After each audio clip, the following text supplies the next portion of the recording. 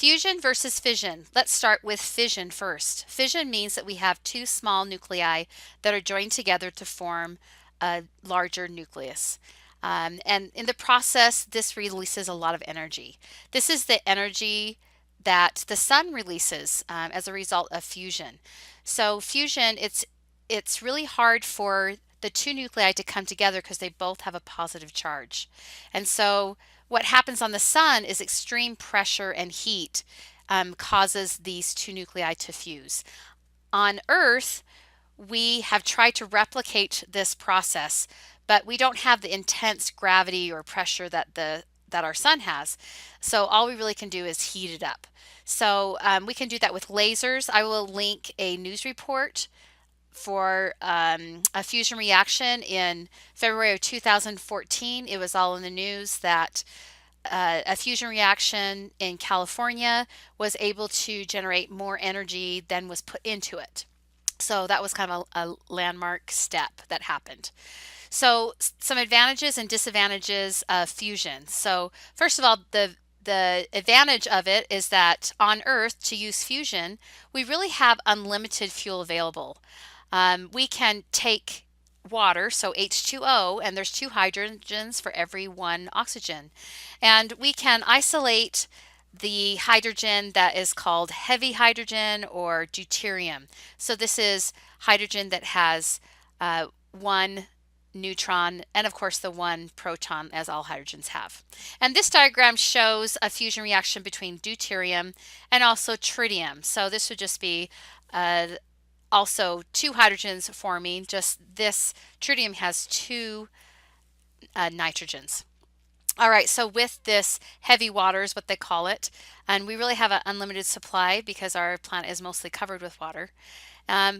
Another advantage of fusion is that it produces more energy per amount of material than fission, which is what we're going to talk about next. So unlimited supply of energy, and we get more energy per amount of material than fission. The big, huge negative is that we do not have the technology to produce a sustained reaction. So they've been able to run experimental reactions, and again in 2014 they were able to get more energy out than they put in. So, and then of course to build a fusion power plant, that is some expense there too. So those are some negatives and some positives of fusion.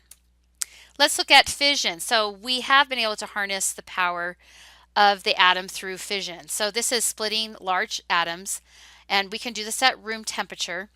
It is a spontaneous process. We just need some sort of source that can shoot a neutron to get things started. So this process is controlled through neutrons. So the neutron comes and hits the larger atom, and it makes three more neutrons and then two daughter particles. So those neutrons can go on and they can target that large atom again, and then you get the same thing, two medium-sized atoms and three neutrons. And each of those neutrons can go on and can target a larger atom. So what we have here, if all the neutrons are allowed to go free, is we have what's called a chain reaction. So this is how a nuclear bomb works. So you get it started just with that single neutron, and pretty soon all your material has split apart. And in the process of splitting apart, it releases a large amount of energy. So that's the whole point. All right. So how can we harness the power of this fusion reaction without letting it get out of control? Well, we use something called control rods. So these control rods absorb the neutrons that are released. So it will allow some to go free. So a control rod will be placed to absorb neutrons. So maybe this one neutron can go on and allow it to still produce energy, but all the other neutrons will get absorbed. So in this way, we're able to have a nice controlled reaction. Okay.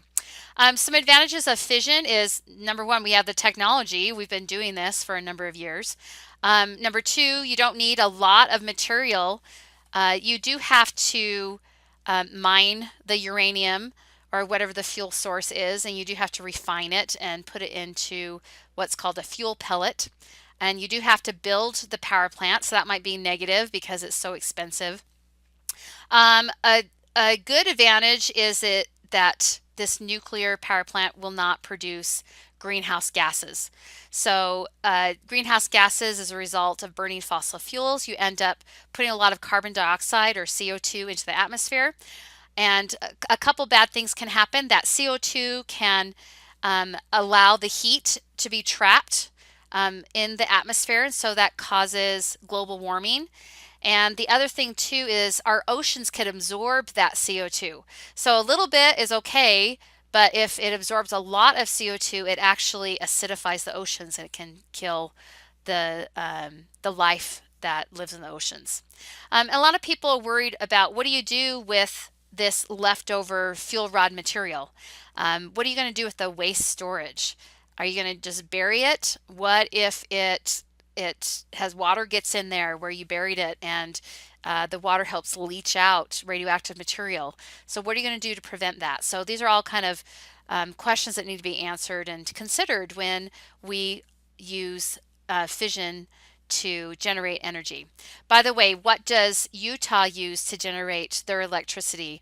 And the answer is we burn coal. So when we turn on the light in Utah, somewhere down the road, there's been some coal burning that is able to generate that electricity to power that light. So let's take a closer look. Let's take a closer look at how a nuclear power plant works. And there is a diagram of this on the front of your packet too. So basically, a nuclear power plant, you have the fuel rods here, you have the control rods. There is a safety lid that's always put over nuclear power plants. That's part of US regulation. So if there's a core meltdown, you won't get a lot of nuclear material get shot up into the air to contaminate the area. So a nuclear power plant basically is just a fancy way to boil water.